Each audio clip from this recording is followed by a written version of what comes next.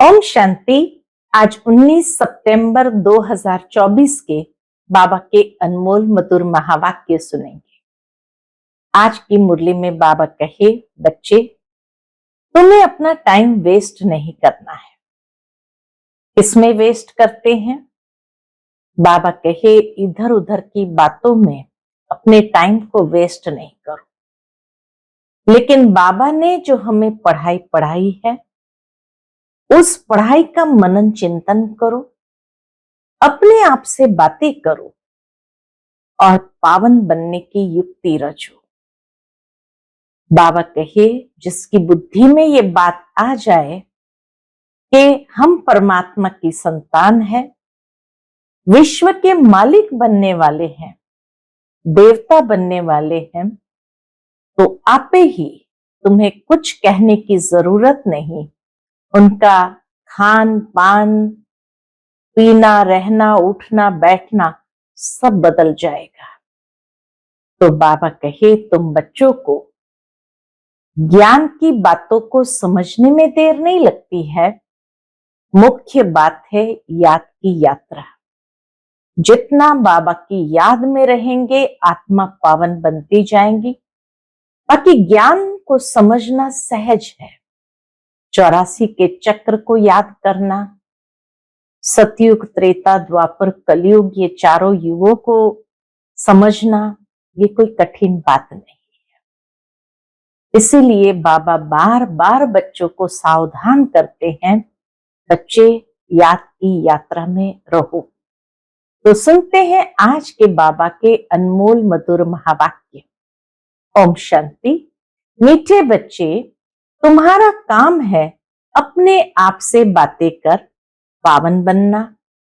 दूसरी आत्माओं के चिंतन में अपना टाइम वेस्ट मत करो। प्रश्न है आज की मुरली से, कौन सी बात बुद्धि में आ गई तो पुरानी सब आदतें छूट जाएगी? उत्तर है, हम बेहद बाप की संतान है। ये स्मृति में आ जाए कि हम बेहद बाप की संतान है, तो विश्व के मालिक ठहरे, हमें देवता बनना है। यह बात बुद्धि में आ गई तो पुरानी सब आदतें छूट जाएगी। तुम कहो न कहो, आप ही छोड़ देंगे। उल्टा सुल्टा खान पान, शराब आदि खुद ही छोड़ देंगे। कहेंगे, वाह, हमको तो ये लक्ष्मी नारायण बनना है। 21 जन्मों का राज्य भाग्य मिलता है, तो क्यों नहीं पवित्र रहेंगे? ओम शांति। बाप घड़ी घड़ी बच्चों का अटेंशन खिंचवाते हैं कि बाप की याद में बैठे हो। बुद्धि कोई और तरफ तो नहीं भागती है। बाप को बुलाते ही इसलिए हैं कि बाबा आकर हमें पावन बनाओ। पावन तो जरूर बनना है, और नॉलेज तो तुम किसको भी समझा सकते हो।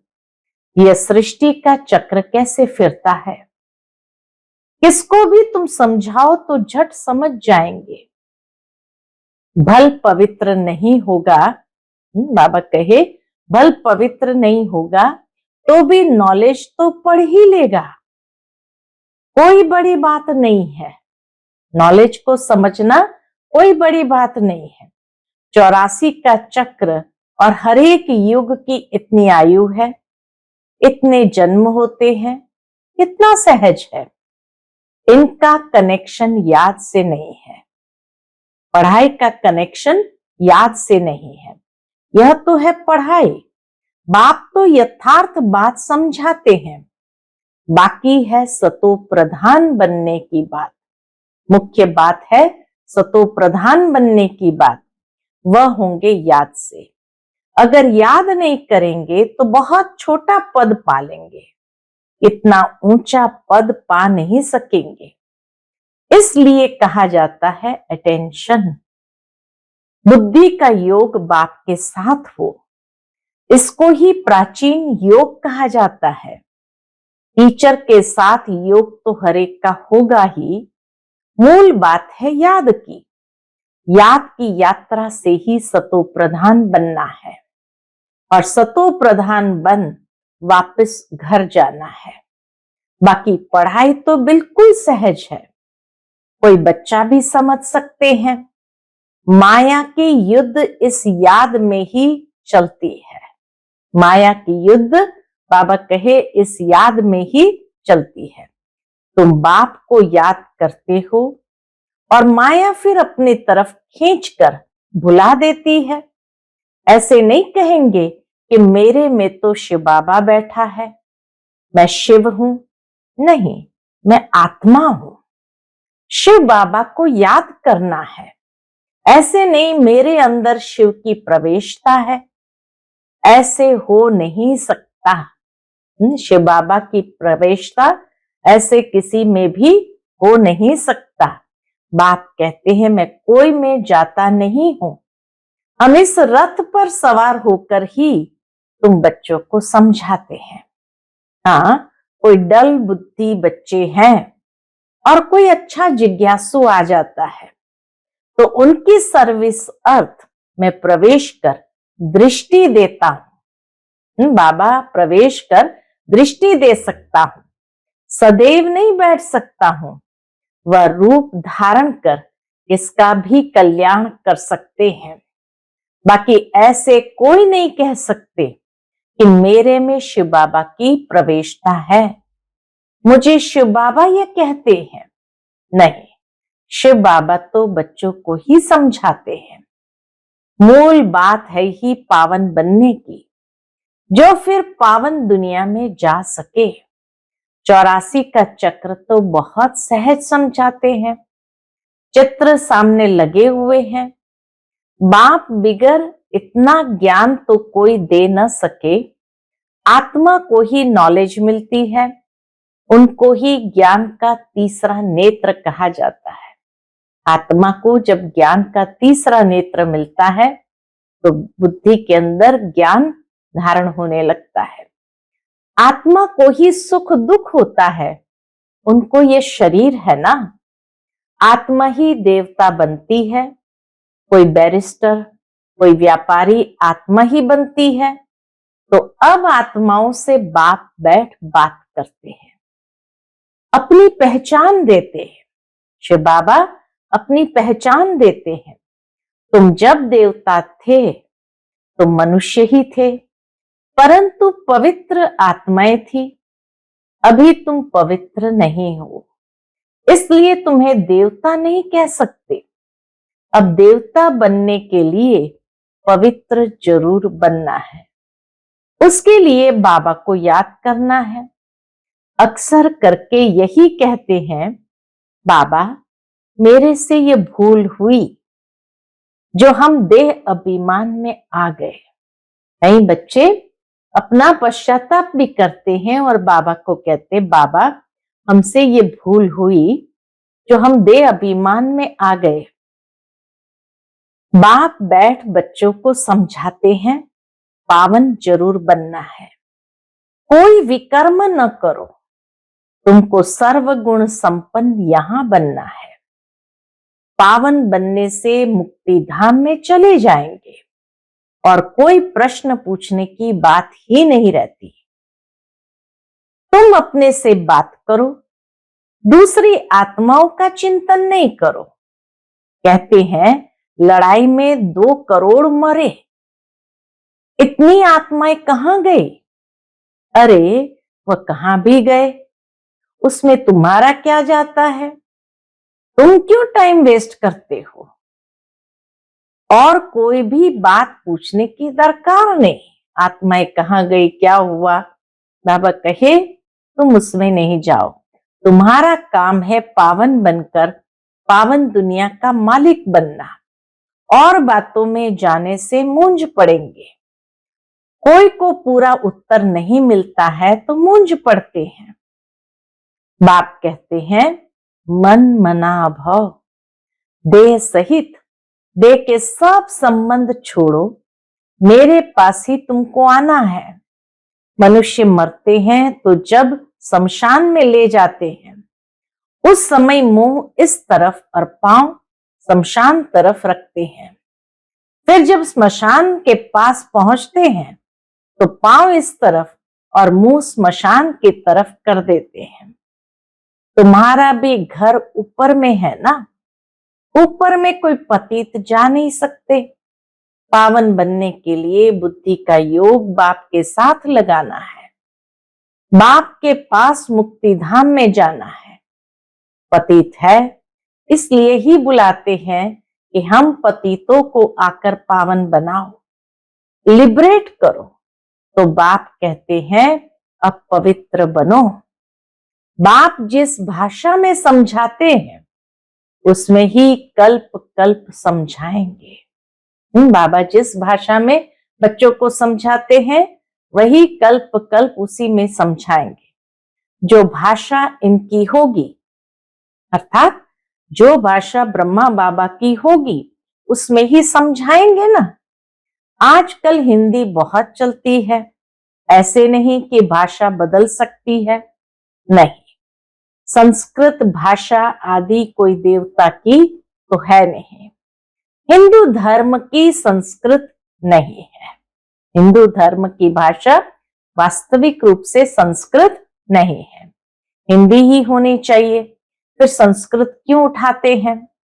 तो बाप समझाते हैं यहां जब बैठते हो तो बाप की याद में ही बैठना है, और कोई बातों में तुम जाओ ही नहीं।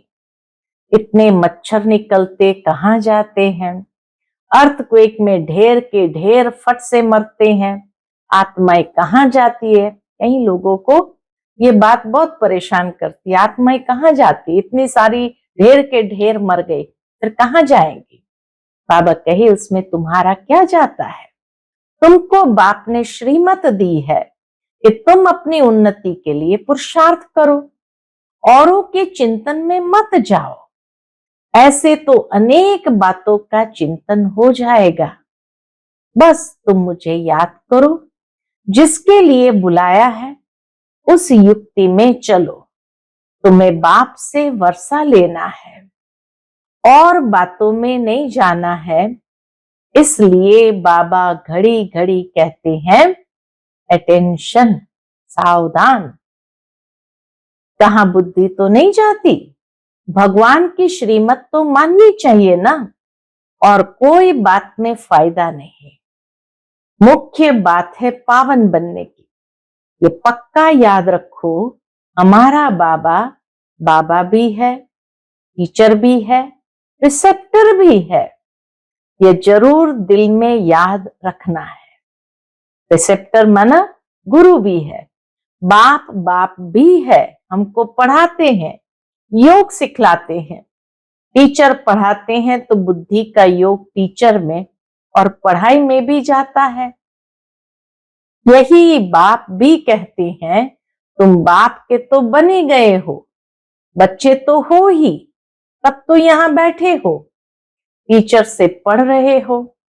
कहां भी रहते बाप के तो हो ही, फिर पढ़ाई में अटेंशन देना है। शिव बाबा को याद करेंगे तो विकर्म विनाश होंगे और तुम सतो प्रधान बन जाएंगे। ये नॉलेज और कोई दे न सके। मनुष्य तो घोर अंधियारे में है ना, ज्ञान में देखो कितनी ताकत है। नॉलेज को कहा ही जाता है नॉलेज इज माइट, तो ज्ञान में कितनी ताकत है। ताकत कहां से मिलती है? बाप से ताकत मिलती है, जिससे तुम पावन बनते हो। फिर पढ़ाई भी सिंपल है। उस पढ़ाई में तो बहुत मास लगते हैं, यहाँ तो 7 रोज का कोर्स है, उससे तुम सब कुछ समझ जाएंगे। फिर उसमें है बुद्धि पर मदार। बाबा कहे 7 रोज का कोर्स है, उससे तुम सब कुछ समझ जाएंगे। फिर उसमें है बुद्धि पर मदार। कोई जास्ती टाइम लगाते हैं, कोई कम, कोई तो 2-3 दिन में ही अच्छी रीति समझ जाते हैं। मूल बात है बाप को याद करना, पवित्र बनना। बड़ी मुश्किलात होती है, बाकी पढ़ाई तो मोस्ट सिंपल है। स्वदर्शन चक्रधारी बनना है, एक रोज के कोर्स में भी सब कुछ समझ सकते हो। हम आत्मा है, बेहद के बाप की संतान है, तो जरूर हम विश्व के मालिक ठहरे। ये बुद्धि में आता है ना। देवता बनना है तो दैवी गुण भी धारण करने हैं। जिसको बुद्धि में आ गया कि हमें देवता बनना है, जिसको ये बात बुद्धि में आ गया, वो फट से सब आदतें छोड़ देंगे। तुम कहो न कहो, आप ही छोड़ देंगे। उल्टा सुल्टा खान पान शराब आदि खुद ही छोड़ देंगे। कहते हैं वाह, हमको ये बनना है, 21 जन्मों के लिए राज्य मिलता है, तो क्यों नहीं पवित्र रहेंगे। चटक जाना चाहिए। मुख्य बात है याद की यात्रा। बाकी 84 के चक्र की नॉलेज तो 1 सेकंड में मिल जाती है, देखने से ही समझ जाते हैं। नया झाड़ जरूर छोटा होगा, अभी तो कितना बड़ा झाड़ तमो प्रधान बन गया है, कल फिर नया छोटा बन जाएगा। तुम जानते हो यह ज्ञान कभी कहां से भी मिल नहीं सकता। ये पढ़ाई है। पहली मुख्य शिक्षा भी मिलती है कि बाप को याद करो। बाप पढ़ाते हैं, ये निश्चय करो। भगवान वाच, मैं तुमको राजयोग सिखलाता हूं और कोई मनुष्य ऐसे कह न सके। टीचर पढ़ाते हैं तो जरूर टीचर को याद करेंगे ना। बेहद का बाप भी है। बाप हमको स्वर्ग का मालिक बनाते हैं, परंतु आत्मा कैसे पवित्र बनेगी ये कोई भी बता नहीं सकते हैं। बल अपने को भगवान कहे व कुछ भी कहे, परंतु पावन बना नहीं सकते। आजकल तो भगवान तो बहुत हो गए हैं। बाबा कहे आजकल भगवान तो बहुत हो गए हैं, मनुष्य मूंझ पड़े हैं। कहते हैं अनेक धर्म निकलते हैं, क्या पता कौन सा राइट है। बल तुम्हारी प्रदर्शनी व म्यूजियम आदि का उद्घाटन करते हैं, परंतु समझते कुछ भी नहीं। वास्तव में उद्घाटन तो हो ही गया है। बाबा कहे वास्तव में नई दुनिया की नींव पड़ गई, उद्घाटन तो हो ही गया है। पहले फाउंडेशन पड़ता है, फिर जब मकान बनकर तैयार होता है तब उद्घाटन होता है। फाउंडेशन लगाने के लिए भी बुलाया जाता है, तो यह भी बाप ने स्थापना कर दी है। बाकी नई दुनिया का उद्घाटन तो हो ही जाना है, उसमें किसके उद्घाटन करने की दरकार नहीं रहती। बाबा ने कर दिया तो बाकी किसके उद्घाटन करने की दरकार नहीं रहती। उद्घाटन तो स्वतः ही हो जाएगा। यहां पढ़कर फिर हम नई दुनिया में चले जाएंगे। तुम समझते हो अभी हम स्थापना कर रहे हैं, जिसके लिए ही मेहनत करनी होती है। विनाश होगा, फिर यह दुनिया ही बदल जाएगी, फिर तुम नई दुनिया में राज्य करने आ जाएंगे। सतयुग की स्थापना बाप ने की है, फिर तुम आएंगे तो स्वर्ग की राजधानी मिल जाएगी। बाकी ओपनिंग सेरेमनी कौन करेगा? बाप तो स्वर्ग में आते नहीं, तो ओपनिंग सेरेमनी कौन करेगा? आगे चल देखना है स्वर्ग में क्या होता है, पिछाड़ी में क्या होता है, आगे चल समझेंगे। तुम बच्चे जानते हो पवित्रता बिगर विथ ऑनर तो हम स्वर्ग में जा नहीं सकते। विथ ऑनर यानी सम्मान सहित तो स्वर्ग में जा नहीं सकते, तो पवित्रता है मुख्य। इतना पद भी नहीं पा सकते हैं, इसलिए बाप कहते हैं खूब पुरुषार्थ करो, धंधा आदि भी भल करो, परंतु जास्ती पैसे क्या करेंगे? खा तो सकेंगे नहीं, तुम्हारे पुत्र पौत्रे आदि भी नहीं खाएंगे, सब मिट्टी में मिल जाएगा। इसलिए थोड़ा स्टॉक रखो युक्ति से, बाकी तो हम सब वहां ट्रांसफर कर दो। बाकी तो बाबा कहे सब वहां ट्रांसफर कर दो, सब तो ट्रांसफर नहीं कर सकते हैं, गरीब जल्दी ट्रांसफर कर देते हैं। भक्ति मार्ग में भी ट्रांसफर करते हैं दूसरे जन्म के लिए, परंतु वह है इनडायरेक्ट, यह है डायरेक्ट। पतित मनुष्य की पतितों से ही लेन देन है। अभी तो बाप आए हैं, तुम्हारी तो पतित से लेन देन है नहीं। अभी बाबा कहे तुम्हारी तो पतितों से लेन देन है नहीं। तुम हो ब्राह्मण, ब्राह्मणों को ही तुम्हें मदद करनी है। जो खुद सर्विस करते हैं उनको तो मदद की दरकार नहीं। यहाँ गरीब शाहूकार आदि सब आते हैं, बाकी करोड़पति तो मुश्किल आएंगे। बाप कहते मैं हूं गरीब निवास, भारत बहुत गरीब खंड है।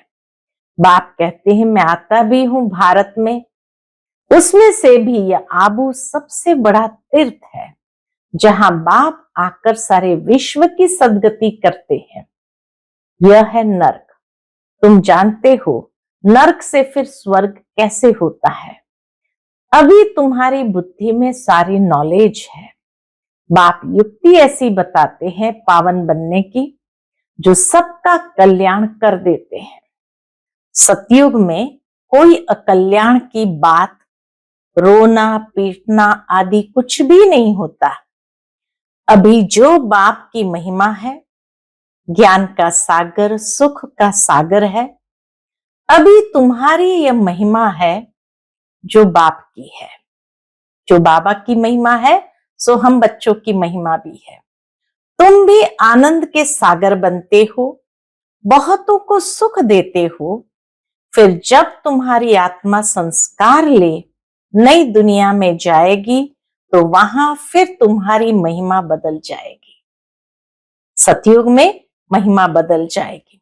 फिर तुमको कहेंगे सर्वगुण संपन्न, 16 कला संपूर्ण, संपूर्ण निर्विकारी। अभी तुम हेल में बैठे हो, इनको कहा जाता है कांटों का जंगल। बाप को ही बागवान, खेवैया कहा जाता है। गाते भी है हमारी नैया पार लगाओ। भक्ति में गाते हैं नैया हमारी पार लगाओ, क्योंकि दुखी है तो आत्मा पुकारती है।